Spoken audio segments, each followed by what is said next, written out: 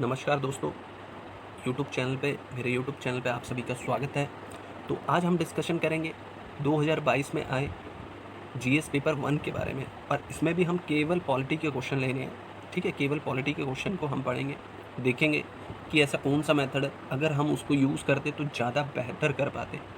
Polity के question ज़्यादा मुश्किल नहीं थे, कुछ क्वेश्चन ऐसे थे जो केवल ट्रिक के माध्यम से आप बड़ी जल्दी और बड़ी आसानी से सॉल्व कर सकते थे। देखो, पहली बात आपको बताऊँ कि यूपीएससी का जो पैटर्न होता है ना, पढ़ने से ज़्यादा सबसे पहले आप पैटर्न को फ़ॉलो करो कि वो किस तरह की डिमांड है उसकी और किस तरीके से हम उस क्वेश्चन को सॉल्व कर पाएँगे। तो आज उसी को लेकर सबसे पहले मैं आपके 5 मिनट लूँगा। पहले मैं पूरे पेपर को आपको समझा दूँ कि किस तरीके से हम पेपर को सॉल्व करें। देखिए, यूपीएससी का पेपर क्या होता है, आप इसको 3 पार्ट में लीजिए। 3 पार्ट में देखो, मैं लेता हूँ इसमें देखो 30%। इसमें 30 क्वेश्चन, या आप परसेंटेज ले लो चाहे 30 ले लो, इसमें 30 क्वेश्चन वो होते हैं जो आपको आते हैं। ठीक है, अब लड़ाई शुरू होती है 30 के बाद। आप कितना भी पढ़ लो, 30 से ज़्यादा क्वेश्चन आपको आएंगे नहीं, डायरेक्टली आपको नहीं आते होंगे। आपने बहुत पढ़ा है तो मान लो आपको 35, मतलब ऐसा ही होता है जब हम यूपीएससी पेपर देते हैं, हम कितना भी पढ़ लें, डायरेक्ट हमें जो क्वेश्चन आते हैं लगभग 35 के आसपास या 30 अबाउ, लगभग इतने क्वेश्चन हमें आते हैं। इसके बाद हमें नहीं आता है क्वेश्चन, या आते हैं तो हम कंफ्यूज रहते हैं, ये ठीक होगा नहीं होगा, मतलब इस तरह की कन्फ्यूज़न रहती है, मतलब डायरेक्ट क्वेश्चन हम नहीं लगा पाते हैं। तो उसके बाद आपको ये आते हैं 20 क्वेश्चन, लगभग 20 क्वेश्चन। ये 20 क्वेश्चन, 20 से कभी, मतलब ऐसा कोई फिक्स नहीं है, मैं फिक्स नहीं बता रहा हूँ कि 30 क्वेश्चन या 20 या 50, लगभग 30 के आसपास बता रहा हूँ जो क्वेश्चन हमें आते हैं और हम ईज़िली उसको अटेम्प्ट कर ही आते हैं। अब 20 क्वेश्चन ये बहुत बड़ी भूमिका निभाता है। ये 20 जो क्वेश्चन होते हैं ना, ये हमें बिल्कुल नहीं आते, और ये आते नहीं है, ये पेपर सेट वाला जो यूपीएससी पेपर सेट करते हैं, वो जानबूझ के ऐसे क्वेश्चन सेट करते हैं कि बच्चा इस ट्रैप में फँस जाए। ये केवल 20 क्वेश्चन आपको फँसाने के लिए दिए होते हैं। 20 से 15 भी हो सकते हैं, 10 भी हो सकते हैं, 12 भी हो सकते हैं, मतलब ऐसा कुछ फिक्स नहीं है इसमें। लगभग 20 के आसपास ऐसे क्वेश्चन होते हैं जो केवल आपको फँसाने के लिए दिया होता है। मतलब ऐसे क्वेश्चन देंगे जो आप सॉल्व ही नहीं कर पाओगे। लेकिन आप क्या करते हो, इन्हीं क्वेश्चनों को सॉल्व करने लग जाते हो। इससे क्या होता है, एक तो आपका समय बर्बाद होता है, ऊपर से आपको प्रेशर बनता है कि भाई प्रेशराइज़ होते हो या नहीं होते एग्ज़ाम हॉल में। एक तो पेपर इतना बड़ा है, उसको लेकर आप परेशान रहते हो, ऊपर से फिर क्वेश्चन ना हो तो उसको लेकर परेशान होते हो। तो ये 50% तो ये हो गए। एक 50%, यानी 50 क्वेश्चन ऐसे होते हैं जो केवल, जिसमें आपको थोड़ा आता है, थोड़ा नहीं आता। मतलब ये जो होते हैं ना, ये 50 क्वेश्चन, यही आपकी क्या होते हैं, सबसे ज़रूरी क्वेश्चन होते हैं। जिन्होंने इन 50 क्वेश्चनों को जीत लिया, या जिन्होंने इन क्वेश्चनों को कर लिया, वो प्री बड़े आराम से क्लियर कर पाते हैं। प्री बड़े आराम से उनका क्वालीफाई हो जाता है। ठीक है, उसमें कोई दिक्कत नहीं आती। यही जो 50 क्वेश्चन है ना, यही आपको आपको क्लियर कराएँगे। तो इसी 50 क्वेश्चन पे आज हमारा सब कुछ रहेगा। मैं समझाऊँगा इन क्वेश्चनों को कैसे करते हैं, ये 50 क्वेश्चन को कि कैसे करते हैं। इसको हम एलिमिनेशन मेथड से सॉल्व करते हैं। या बहुत सारे ऐसे मेथड होते हैं जो जैसे-जैसे मैं इनको सॉल्व कराने लगूँगा, आपको समझ भी आने लगेगा। पहले मैंने पॉलिटी के क्वेश्चन लिए, केवल पॉलिटी, उसमें आईआर के क्वेश्चन नहीं लिए। आईआर के मैं अपनी नेक्स्ट वीडियो में बनाऊँगा। ऐसे ज्योग्राफी के आपको बाद में बताऊँगा। साइंस टेक के या एनवायरनमेंट के या हिस्ट्री के ऐसे क्वेश्चन आपको बताऊँगा बाद में। तो अभी हम आज पॉलिटी के क्वेश्चन लेकर चलेंगे। देखो, इसमें दिक्कत क्या होती है, ये 20 जो क्वेश्चन होते हैं ना, ये लगभग 20 के आसपास जो क्वेश्चन होते हैं, ये केवल आपको फँसाने के लिए होते हैं, ट्रैप क्वेश्चन होते हैं। मतलब ये केवल आपको फँसाने के लिए दिए जाते हैं। अब दिक्कत क्या होती है, दिक्कत मैं आपको बताता हूँ। देखो, क्या होता है, बच्चों को दिक्कत क्या आती है पेपर करने में। एक मेरी स्टूडेंट है, उसका लगभग 1 से डेढ़ एग्ज़ाम से लगभग 1 महीने पहले फ़ोन आया। उसने बोला, सर मैंने सब कुछ कर लिया है, लेकिन मैंने स्पोर्ट्स के क्वेश्चन नहीं पढ़े हैं, मतलब स्पोर्ट्स के क्वेश्चन मैंने किए ही नहीं है। अब आप बता दो कि मैं स्पोर्ट्स कहाँ से पढ़ूँ? अब मैं कन्फ्यूज़, मैं कैसे समझाऊँ कि स्पोर्ट्स को पढ़ने की ज़रूरत ही नहीं है। अब यूपीएससी क्या करता है, मैं आपको बताता हूँ। यूपीएससी क्या करता है कि मिडेवल इंडिया से आपको डीपली क्वेश्चन दे देगा। ठीक है? मिडेवल इंडिया से क्या करेगा, आपको अंदर घुस के क्वेश्चन दे देगा। अब क्या करते हैं बच्चे, अंदर घुस के क्वेश्चन आ गया तो क्या करेंगे, अब नेक्स्ट ईयर क्या करेंगे, भाई साहब मिडेवल इंडिया की बुक खरीद लाएँगे, बड़ी-बड़ी बुक, उसमें घुस-घुस के पढ़ रहे हैं।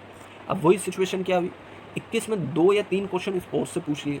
अब बच्चे क्या कर रहे हैं, हॉकी पढ़ रहे हैं, फुटबॉल पढ़ रहे हैं, आईपीएल देख रहे हैं, ये देख रहे हैं, मतलब सारा स्पोर्ट्स पढ़ डाला है उन्होंने, सारा स्पोर्ट्स। सोचो, केवल 2 क्वेश्चन के लिए, 2 या 3 क्वेश्चन के लिए अगर पूरा आपको स्पोर्ट्स पढ़ रहा है, पूरे खेल संबंधित जानकारी, किसको क्या मिला, ये मिला, वो मिला, कितने गोल किए, कौन बैडमिंटन में जीता, कौन कहाँ जीता, ये सब आप पढ़ रहे हो। तो मुझे लगता है ऐसे क्वेश्चन ये 20 वाली कैटेगरी में आते हैं।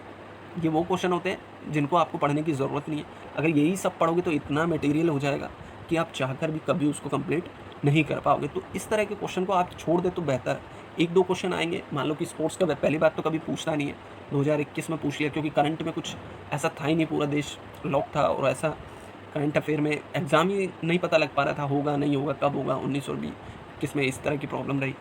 तो करंट नहीं मिल पा रहा था, तो स्पोर्ट्स के क्वेश्चन आ गए, तो कोई मेजर इशू नहीं है। अब बच्चों ने क्या करा, उससे पहले मिडेवल इंडिया में पूछ लिए, मध्यकालीन भारत में पूछ लिए, तो पूरे मध्यकालीन में घुस-घुस के पढ़ना शुरू कर दिया। देखो 2-3 क्वेश्चन अगर पूछ भी लेगा इस तरह के, ये 20 वाले क्वेश्चन की कैटेगरी में आते हैं ये क्वेश्चन, याद रखना। अगर इस तरह के क्वेश्चन आ रहे हैं, जो घुस के क्वेश्चन पूछ रहा है ना, आप कितना भी बड़ी बुक से पढ़ लेना, तब भी आप उसको सॉल्व नहीं कर पाओगे। तो इन 20 क्वेश्चनों की तरफ तो आप एक तरह से अपना पूरा विचार बना लें कि कोशिश करें इन क्वेश्चनों को ना छुएँ, ठीक है? अब क्या हुआ, मैंने उसको मना कर दिया, तो उनको बड़ा अच्छा लगा जब मैंने बताया कि भई इस तरह के क्वेश्चन छोड़ दो, 2-3 क्वेश्चन के लिए आप पूरा स्पोर्ट्स पढ़ेंगे, तो मुझे नहीं लगता कहीं से भी ठीक होगा। अब कुछ दिन पहले अब एग्ज़ाम हुआ, एग्ज़ाम के बाद एक और मेरी स्टूडेंट है, उसका फ़ोन आया कि सर मेरा बहुत बेकार एग्ज़ाम गया है। तो मैंने पूछा ऐसा क्या कारण है जो बिल्कुल आप स्ट्रिक्टली कह रहे हो कि मेरा नहीं हो पाएगा या बेकार हुआ? अब उसकी प्रॉब्लम क्या थी? उसकी प्रॉब्लम ये थी कि वो हिस्ट्री उसका ऑप्शनल था और हिस्ट्री की वो स्टूडेंट रही शुरू से। उसका ग्रेजुएशन भी हिस्ट्री ऑनर्स से रहा, ठीक है? एमए भी हिस्ट्री से रहा, ठीक है? उसका सब कुछ हिस्ट्री से रहा और ऑप्शनल भी उसका हिस्ट्री है। और इस बार हिस्ट्री में ऐसे क्वेश्चन पूछ लिए अंदर घुस के ऐसे क्वेश्चन पूछ लिए जो किसी को आते ही नहीं थे। अब देखो उस लड़की के साथ क्या हुआ, ये उसके साथ नहीं हुआ, लाखों बच्चों के साथ ऐसा होता है। मान लो किसी का पीएसआई आ रहा है, किसी का ज्योग्राफी है, किसी का एनवायरनमेंट है, मतलब सबके अपने-अपने ऑप्शनल है। अब क्या होता है उसमें भी इस तरह के क्वेश्चन 1-2 पूछ लिए जाते हैं, जो मतलब घुस के क्वेश्चन पूछा होता है, ट्रैप होता है, वो आपको फँसाने के लिए, आपका मोटिवेशन डाउन करने के लिए है, केवल आपको डराने के लिए वो क्वेश्चन है। वो क्वेश्चन आने के बाद क्या हुआ, उनको ऐसा लगा कि भई अब क्या होगा, उनको ईगो प्रॉब्लम आ गई। ईगो प्रॉब्लम क्या होती है कि मैं हिस्ट्री की स्टूडेंट हूँ, मैंने 3 साल ग्रेजुएशन हिस्ट्री में की, 2 साल एमए की, अब 2-3 साल से मैं हिस्ट्री ऑप्शनल पढ़ रही हूँ, फिर भी मैं हिस्ट्री के क्वेश्चन सॉल्व नहीं कर पा रही। तो वो क्या हुआ, उस वजह से उन्होंने ये 20 क्वेश्चन को करना शुरू कर दिया।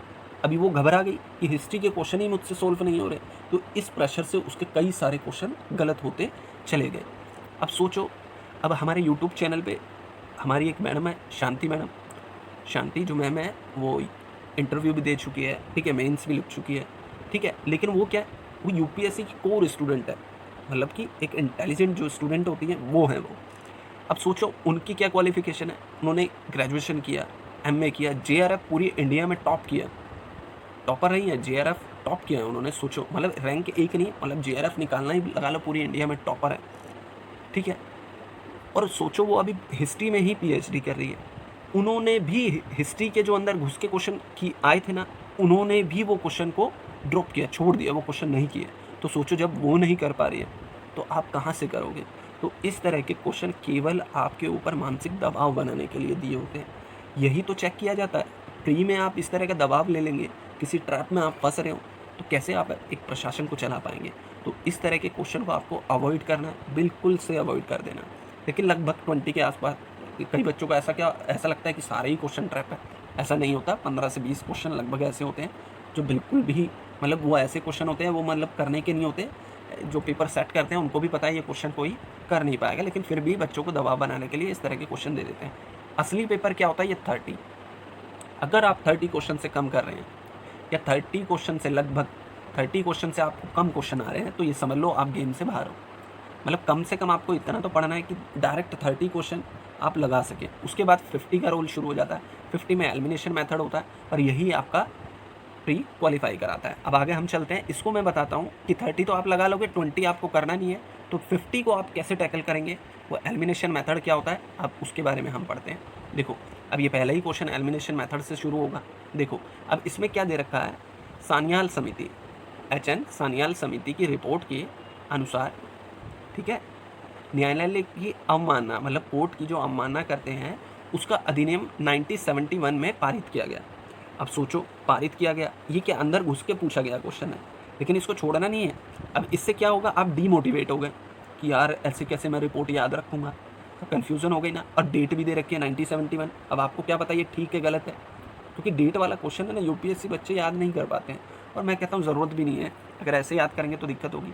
अब यहाँ से डीमोटिवेट नहीं होना है। अगर ये आपको समझ में नहीं आ रहा है, इसको छोड़ दो अभी फ़िलहाल के लिए। अब अगला पढ़ो, अगला सेकंड में क्या कह रहा है, भारत के संविधान, भारत का जो संविधान है उच्चतम न्यायालय और उच्च न्यायालय को अपनी अवमानना के लिए दंड देने हेतु शक्ति प्रदान करता है। अब देखो ये क्या है, करेक्ट है, तो ये हमारा सेकंड ऑप्शन तो करेक्ट है, ठीक है, सेकंड ऑप्शन हमारा क्या है, करेक्ट है। तो ये अवमानना आप समझ रहे हो ना, जैसे न्यायालय ने कोई निर्देश दिया है या कुछ भी कोई भी डिसीजन दिया है, अगर पब्लिक में या कोई भी व्यक्ति कोर्ट का डिसीजन नहीं मानता है, हाई कोर्ट सुप्रीम कोर्ट का डिसीजन नहीं मानता है या उसकी आलोचना करता है, तो कोर्ट उसको सजा दे सकती है।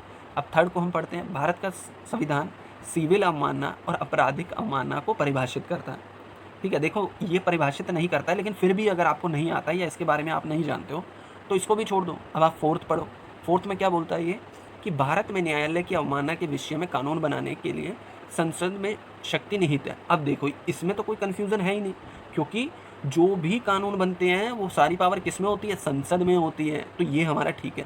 अब सोचो 4 भी हमारा ठीक है, 2 भी हमारा ठीक है, ठीक है, 4 और 2 हमारा ठीक है, तो हमारा कौन सा ऑप्शन ठीक होगा, 4 और 2 हमारा ठीक है, तो 3 तो होगा नहीं, ठीक है, और 3 और 4 भी नहीं होगा, ठीक है। अब मैंने क्या कहा, 2 और 4 हमारा बिल्कुल करेक्ट है, तो 2 और 4 किस में है, पहले आप ये देखो 2 और 4 किस में है, 2 और 4 बी में है, तो ये हमारा बिल्कुल करेक्ट हो जाएगा। इसी को बोलते हैं एलिमिनेशन मेथड। अब सोचो हमें तो जो एक था इसके बारे में तो हमें कुछ पता ही नहीं था, मान लो इसके बारे में आप नहीं जानते हो, लेकिन ये 2 क्वेश्चन करेक्ट होने से ऑटोमेटिकली ये वाला क्वेश्चन भी आपका करेक्ट हो गया है, तो इसी को क्या बोलते हैं, एलिमिनेशन मेथड बोलते हैं। मतलब आपको क्वेश्चन नहीं समझ में आ रहा है तो भी आप इस तरीके से क्वेश्चन को ठीक कर सकते हैं। अगर आप ऐसे क्वेश्चन पेपर को सॉल्व कर रहे हैं तो डेफिनेटली आप प्री क्लियर कर पाएंगे, अगर नहीं भी कर पाएंगे तो ये है आप बेहतर, पहले से बेहतर अपने पेपर को दे पाएंगे। मान लो कि पहले आप 30 क्वेश्चन कर पा रहे थे, तो लगभग आप अब अटेम्प्ट करने की पावर आपकी बढ़ जाएगी। तो इसी तरह से हम आगे भी क्वेश्चन देखेंगे, ठीक है। आगे क्वेश्चन क्या कह रहा है, भारत के संदर्भ में, अब ये क्या कह रहा है, सरकारी विधि अधिकारी और विधिक फर्म, अधिवक्ता, अधिवक्ता मतलब एडवोकेट, एडवोकेट के रूप में मान्यता प्राप्त है किंतु कॉर्पोरेट वकील, ठीक है, और पेटेंट न्यायवादी अधिवक्ता को मान्यता से बाहर रखा गया। अब देखो ये कई लोगों को समझ में आएगा, कई लोगों को नहीं आएगा। ये देखो वो लोग हैं जैसे कि कोई कंपनी में लीगल एडवाइज़र होते हैं, ये वो लोग हैं, ठीक है। तो ये क्या है, देखो एडवोकेट अलग होता है, लीगल अगर LLB कर लिया इसका मतलब ये नहीं है आप डायरेक्ट कोर्ट में जाके केस लड़ सकते हैं, ऐसा बिल्कुल भी नहीं है, आप केस नहीं लड़ सकते हैं, क्योंकि बार एसोसिएशन में आपको रजिस्ट्रेशन कराना पड़ता है, तभी आप केस लड़ सकते हैं, ठीक है। तो ये वाली बात बिल्कुल ठीक कह रहा है, ठीक है। अब सेकंड में क्या कह रहा है, बार काउंसलिंग को विधिक शिक्षा विधि विद्यालयों मतलब जो भी यूनिवर्सिटीज़ हैं मान्यता के बारे में नियम बनाने की शक्ति है, मतलब वहाँ पर क्या एजुकेशन होगी और किस तरह से होगी ये नियम कौन करता है, बार एसोसिएशन।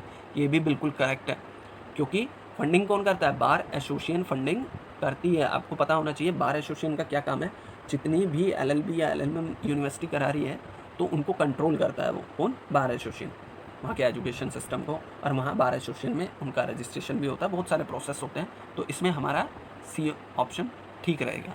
कईयों ने एक मैंने देखा है कि बड़ी बड़ी यूनिवर्सिटी कह रहा, बड़े बड़े इंस्टीट्यूटों ने भी ये गलत कर रखे हैं, तो इसको हम ध्यान देंगे, इसके तीनों ठीक रहेंगे क्वेश्चन। अब आगे हम बढ़ते हैं, आगे में क्या कह रहा है 13 नंबर में इसमें क्या कह रहा है, किसी संविधान संशोधन विधेयक को भारत के राष्ट्रपति से पूर्व सिफारिश की अपेक्षा होती है। मतलब क्या कह रहा है ये कि अगर कोई संविधान संशोधन विधेयक है तो राष्ट्रपति से उसकी अनुमति लेनी पड़ती है या नहीं लेनी पड़ती। संविधान संशोधन विधेयक पे राष्ट्रपति की अनुमति नहीं लेनी पड़ती, केवल यही आप गलत कर दोगे, केवल एक क्वेश्चन इसमें गलत है, ये वाला स्टेटमेंट गलत है, तो एक जिसमें है वो कट कर दो आप, केवल बी बच जाएगा, ये बिल्कुल करेक्ट होगा। आपको समझ में आ रहा है, इसको एलिमिनेशन मेथड बोलते हैं। अगर आप इस तरीके से प्री पेपर अटैम्प्ट कर रहे हो UPSC का, GS का, और ऐसे CSET का भी होता है, CSET में कुछ अलग नहीं है, CSET तो इससे भी ईजी होता है अगर आप तरीके से समझेंगे, वो भी मैं बताऊंगा कैसे होगा एक एक करके। तो अगर आपको मेरी वीडियो अच्छी लग रही है तो प्लीज़ सब्सक्राइब करें और ज़्यादा से ज़्यादा हिंदी मीडियम वाली जो बेल्ट है हमारी उसको शेयर करें, ताकि वो समझ सके कि असल में पेपर क्या होता है और किस तरीके से हम सॉल्व कर पाते हैं। नहीं तो वो बेचारे इन कोचिंगों के बड़े बड़े योद्धा टीचर हैं जो हमारे, उनकी कन्फ्यूज़न में घूमते रहेंगे और कभी कर नहीं पाएंगे, ठीक है। तो आगे हम बढ़ते हैं, आगे ये क्या कह रहा है इसमें 14 में क्या कह रहा है, भारत का संविधान मंत्री को 4 श्रेणियों में बांटता है। बिल्कुल भी नहीं है, ऐसा तो बिल्कुल भी नहीं है, 4 श्रेणियों में नहीं बांटता है, ठीक है, ऐसा कॉन्स्टिट्यूशन में कहीं भी नहीं लिखा हुआ है, तो ये स्टेटमेंट बिल्कुल गलत है। ये क्या कह रहा है, सेकंड में क्या कह रहा है, संघ सरकार को मंत्री की कुल संख्या, ठीक है, मतलब प्रधानमंत्री समेत लोकसभा के 15% से अधिक नहीं होने चाहिए, जो मंत्री है वो 15% से अधिक नहीं होने चाहिए। तो ये बिल्कुल करेक्ट है, तो इसमें हमारा आंसर हो जाएगा बी हो जाएगा। ठीक है, जब एक गलत है तो इसको ये भी गलत कर दो, ये भी गलत कर दो, तो कम से कम हमारे पास 50-50 तो बच जाता है ना, 50 तो बच जाता है कि या तो ये होगा, तो हमारे ठीक होने के चांसेस बढ़ जाते हैं। ठीक है, समझ में आ रहा है ना आपको, तो इससे हमारे ठीक होने के चांसेस बढ़ जाते हैं। तो आगे हम करते हैं, आगे बढ़ते हैं अगले क्वेश्चन पे। ये क्या कह रहा है, निम्नलिखित में से लोकसभा की अनन्य शक्ति है, मतलब लोकसभा की सबसे ज़्यादा पावर किस में है, लोकसभा की पावर के बारे में बात कर रहा है। अब इसमें क्या करना है, आपातकाल की उद्घोषणा, ये क्या कह रहा है, आपातकाल की उद्घोषणा का अनुसमर्थन करना, तो ये बिल्कुल ठीक है। मंत्री परिषद के विरुद्ध अविश्वास प्रस्ताव पारित करना, ये बिल्कुल गलत है, क्योंकि ये लोकसभा राज्यसभा दोनों में हो सकता है। ठीक है, तो ये दोनों में हो सकता है। और थर्ड में क्या कह रहा है, भारत के राष्ट्रपति पर महाभियोग चलाना, तो ये भी करेक्ट है। ठीक है, तो ये हमारा आंसर होगा 15 का होगा हमारा सी होगा, 1 और 3, ये बिल्कुल करेक्ट है हमारा। ठीक है, तो आगे हम बढ़ते हैं, आगे हमें क्या करना है, अब दल बदल। देखो ये क्वेश्चन है ना, ये बहुत बहुत रेयर क्वेश्चन है, ये मैं आपको करा चुका हूँ, ये आपको मैं करा चुका हूँ और बड़े ईजिली मैंने आपको कराया है, बहुत अच्छे से। तो ये मैं आपको करा चुका हूँ क्वेश्चन, तो आप अगर मेरी वीडियो देखिए तो आप वहाँ से भी इसको ठीक कर सकते हैं। अब आगे क्या कह रहा है, दल बदल से संबंधित ये कानून विधायक को नियुक्ति होने के 6 माह के अंदर, मतलब 6 मंथ के अंदर ही राजनीतिक, क्या कह रहा है, ये राजनीतिक दल में शामिल होने से एक मिनट रुकिए, ये क्या कह रहा है, 6 माह के अंदर किसी राजनीतिक दल में शामिल नहीं हो सकता।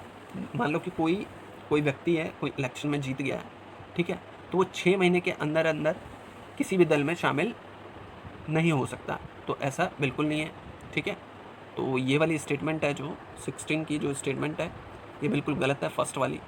ठीक है, 6 महीने के अंदर का कोई ऐसा प्रोसेस है नहीं। तो अब नेक्स्ट में क्या कह रहा है, यह कानून कोई समय अवधि नहीं देता है जिसके अंदर पीठासीन अधिकारी किसी को दल बदल के मामले में विनिश्चित करें, मतलब कि कोई दल बदल से संबंधित कानून है तो इस तरह का कोई भी प्रावधान नहीं है कि 6 महीने के अंदर करना है या साल भर में करना है, 2 साल में, कोई टाइम ड्यूरेशन नहीं है, तो इसलिए हमारा इसमें बी करेक्ट हो जाएगा। देखो ये क्वेश्चन एलिमिनेशन नहीं, इतना तो आपको पढ़ना ही पड़ेगा। अगर ये क्वेश्चन भी आप सोच रहे हैं कि इजीली हो जाए तो ऐसा इम्पॉसिबल है। ठीक है, ये आपको खुद ही करना पड़ेगा। अब आगे बढ़ते हैं हम, आगे क्या कह रहा है, भारत का महान्यायवादी, भारत का सोलिसिटर जनरल ही सरकार का एकमात्र अधिकारी है जिन्होंने केवल भारत की संसद की बैठकों में भाग लेने की अनुमति है। देखो ये भाग ले सकता है लेकिन मतदान नहीं कर सकता है किसी भी विधेयक पे या किसी भी चीज़ में, वो आ सकता है, बात रख सकता है, सब कुछ कर सकता है, लेकिन वोटिंग नहीं कर सकता। तो ये बिल्कुल करेक्ट है। ठीक है, ये बिल्कुल करेक्ट है। अब सेकेंड स्टेटमेंट पढ़ते हैं, भारत के संविधान के अनुसार भारत का महान्यायवादी अपना त्याग पत्र देता है जब वह सरकार जिसे उसको नियुक्त किया है, मान लो कि बीजेपी ने किसी को नियुक्त करा है, कांग्रेस ने नियुक्त किया है, जब सरकार ही गिर जाएगी तो वो क्या करेगा, वो इस्तीफा दे देता है। ठीक है, तो इसमें दोनों स्टेटमेंट ठीक है, लेकिन कई मैंने देखा है जितने भी बड़े इंस्टीट्यूट है, कईयों की आंसर की बिल्कुल भी मैच नहीं कर रही, पता नहीं वो स्टूडेंट ने बनाई है या फिर टीम ने बनाई है, मेरे को समझ में नहीं आया। तो ये बिल्कुल करेक्ट है। और बाकी तो भाई यूपीएससी जब अपना निकालेगा उसकी तो बात ही अलग है, लेकिन मैंने मैक्सिमम रिसर्च मतलब देखकर इसको लगाया है, तो लगभग ये ठीक है। अब आगे हम पढ़ते हैं 18वां क्वेश्चन क्या कहता है, हमारा 18 क्वेश्चन क्या कह रहा है, किसी प्राइवेट, ये भी देखो मैंने क्वेश्चन करा रखा है, ये अगर आप मेरी क्लास देखेंगे, अगर आपने मेरी 2-3 घंटे की क्लास देख ली होती, पॉलिटी वाली, कॉन्स्टिट्यूशन वाली, अगर आपने देख ली होती, लगभग 5 क्वेश्चन आपके परफेक्ट ठीक हो जाते। सोचो 2-3 घंटे की क्लास में अगर आपके 5 क्वेश्चन ठीक हो रहे हैं तो आपको लेनी चाहिए थी, पता नहीं आपने लिए या नहीं लिए। ठीक है, किसी प्राइवेट संगठन के विरुद्ध जब तक कि उसको कोई सार्वजनिक कार्य नहीं सौंपा गया हो परमादेश नहीं होगा। ठीक है, पहली स्टेटमेंट ये बोल रहा है। अब अगला क्या कह रहा है, किसी कंपनी के विरुद्ध भले ही वह कोई सरकारी कंपनी हो, परमादेश नहीं होगा, ये बिल्कुल गलत है, ये बिल्कुल गलत है। तो इसको एकदम से आप क्या करना, ये हमारा क्या है, ये रॉन्ग है, तो इसको आप क्रॉस कर दोगे। मान लो 2, अब जिसमें 2 है उसको कट कर दो। ठीक है, 2 जिसमें भी है, सेकंड जिसमें भी है आप उसको कट कर सकते हैं, सेकंड जिसमें आप उसको कट कर दो, ये कट कर दो, ये कट कर दो, ये कट कर दो, तो हमारा 1 और 3 सीधा आंसर आ जाएगा। ठीक है, तो ये एलिमिनेशन है, आपको ये समझना पड़ेगा, परमादेश किसी के ऊपर भी जारी किया जा सकता है। ठीक है, तो आगे हम बढ़ते हैं, आगे क्या कह रहा है वो, हम बढ़ते हैं। अब 20 क्वेश्चन नंबर 20 में क्या कह रहा है, लोकसभा के उपाध्यक्ष के संदर्भ में निम्नलिखित कथनों पर विचार करना। लोकसभा की कार्यपद्धति मतलब कार्यपद्धति लोकसभा की कार्यपद्धति के कार्य संचालन नियम के अनुसार उपाध्यक्ष का निर्वाचन उस तारीख को होगा जिस तारीख को अध्यक्ष नियत करे। तो ये भी ठीक है भाई, अध्यक्ष जब कहेगा जब भी तो इलेक्शन होगा, ये ठीक है। मान लो कि आपको ये समझ में नहीं आ रहा है, तो अब आप सेकेंड स्टेटमेंट में पढ़िए। देखो बच्चे यहीं से गलती कर देते हैं स्टार्टिंग में, पूरे को पढ़ो तब एलिमिनेशन लगाओ, तब सोचो तब आंसर लगाओ। अब सेकेंड स्टेटमेंट में क्या कह रहा है, ये आज्ञापक उपबंध है कि लोकसभा के उपाध्यक्ष के रूप में किसी प्रतियोगी का निर्वाचन या तो विपक्षी दल से हो या शासक दल से होगा। देखो ऐसा नहीं होता है, मैं आपको क्लियर कर दूं कि केवल लोकसभा में एक ही दल के लोग नहीं होते, सभी दल के लोग होते हैं, ठीक है ना। वहाँ पर सभी दल के होंगे, बीएसपी भी होगी, बीजेपी भी होगी, ठीक है, हर तरह के दल होंगे, कांग्रेस भी होगी, सब दल होंगे। तो ऐसा ज़रूरी नहीं है कि विपक्षी दल का हो या केवल शासक दल का हो। तो ये स्टेटमेंट बिल्कुल गलत है। अब देखो सेकेंड स्टेटमेंट गलत है, तो सेकेंड जिसमें आप उसको कट कर दो, ठीक है, आपने कट कर दिया। कम से कम आपका 50-50 तो रह गया ना, या तो ए है या फिर सी है। तो इस तरीके से आपको क्वेश्चन करना है, तो इसकी परसेंटेज बढ़ जाएगी, आपके क्वेश्चन ठीक होने की परसेंटेज बढ़ जाएगी। या तो ये या तो ये, अब कम से कम 4 में से 2 तो हट गए ना, केवल 2 पे हमें ध्यान देना। अब संसद की बैठक की अध्यक्षता करते समय उपाध्यक्ष की शक्ति वैसी होती है जैसे अध्यक्ष की उसे। अब देखो ये बिल्कुल ठीक है, ये स्टेटमेंट 3 जो है बिल्कुल ठीक है। देखो जब अध्यक्ष नहीं होगा तो सारी पावर क्या होगी, उपाध्यक्ष के हाथों में चली जाती है, सारी पावर उपाध्यक्ष के हाथों में चली जाती है और फिर वही क्या करता है, निर्णय करता है।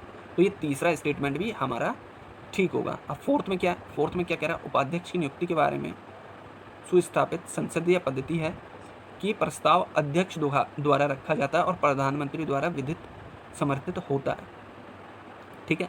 अब ये कह रहा है, अब देखो हमारा 1 भी ठीक है और 3 भी ठीक है, 1 और 3 ठीक है बिल्कुल। तो हमारा कौन सा आंसर होगा, ये पढ़ने की ज़रूरत ही नहीं है। 1 और 3 किसमें, सीधा उसको करेक्ट कर दो। 1 और 3 जिसमें है सीधा उसको करेक्ट कर दो, यही हमारा आंसर होगा, ठीक है। अब 20 का पता लगाना आपको, 20 का ए होगा, लेकिन कईयों ने सी भी लिखा हुआ है, लेकिन इसका आंसर ए होगा। तो इस तरीके से हम एलिमिनेशन लगा के इन क्वेश्चनों को सोल्व कर सकते हैं। अब अगला क्वेश्चन क्या है, ये मैं केवल कोर पॉलिटी के क्वेश्चन ले रहा हूँ, जो केवल कोर पॉलिटी के क्वेश्चन है। इसमें IR के नहीं ले रहा हूँ, IR के नेक्स्ट टाइम कराऊंगा क्योंकि समय ज़्यादा हो जाएगा। अब इसमें क्या कह रहा है, यदि किसी विशिष्ट क्षेत्र को भारत के संविधान की 5वीं अनुसूची के अधीन लाया जाए। देखो ये क्वेश्चन भी मैंने कराया है, अनुसूची वाली वीडियो मेरी देखना, वहाँ पर मैंने सीधा आपको बताया था, ठीक है, अनुसूची में डायरेक्ट है ये। तो निम्नलिखित कथनों में कौन सा एक उसके परिणाम का सर्वोत्तम आंसर है। देखो 5वीं और 6ठी अनुसूची जनजातीय लोगों के बारे में, 6ठी में केवल 4 स्टेट के बारे में, लेकिन 5वीं क्या कहती है, 5वीं जनजातीय लोगों के बारे में। तो केवल ए इसका आंसर ठीक हो जाएगा।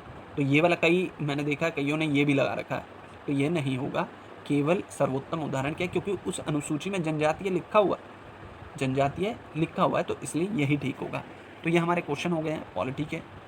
तो ये हमारा देख लेंगे हम, नेक्स्ट टाइम करेंगे जब ये IR वगैरह के क्वेश्चन कर लेंगे हम। तो अभी के लिए फ़िलहाल यहीं तक हम अपनी क्लास को रखते हैं, तो नेक्स्ट टाइम मिलेंगे। उम्मीद करता हूँ ये क्लास आपके लिए ज़रूरी रही होगी। अगर आपको ये मेथड अच्छा लगा है तो प्लीज़ कमेंट करना, सब्सक्राइब करना और शेयर करना ज़्यादा से ज़्यादा लोगों तक, ताकि कम से कम हिंदी बेल्ट के कुछ लोग जो सीरियस स्टूडेंट हैं वो ये सिली मिस्टेक ना करें और कम से कम प्री तो क्वालिफाई कर लें। क्योंकि मैं जानता हूँ वो आंसर राइटिंग बहुत अच्छा कर लेते हैं और बहुत ज़्यादा इंग्लिश मीडियम से बहुत अच्छा ज्ञान है हिंदी मीडियम वाले बच्चों के पास। बस दिक्कत क्या है, वो इसको केवल पढ़ के सोल्व करना चाहते हैं, प्री को केवल पढ़ के सोल्व करना चाहते हैं। प्री कभी पढ़ के सोल्व नहीं होगा, पढ़ के होगा बट केवल 30 से 40 क्वेश्चन आप पढ़ के कर सकते हैं। उसके बाद आपको साइंटिफिक सोचना पड़ेगा, एलिमिनेशन मेथड लगाना पड़ेगा, तब जाके आपका प्री क्वालिफाई होगा। तो आज की क्लास जुड़ने के लिए आप सभी का धन्यवाद। ऐसी क्लास आती रहेंगी, मेरे साथ जुड़ने के लिए धन्यवाद।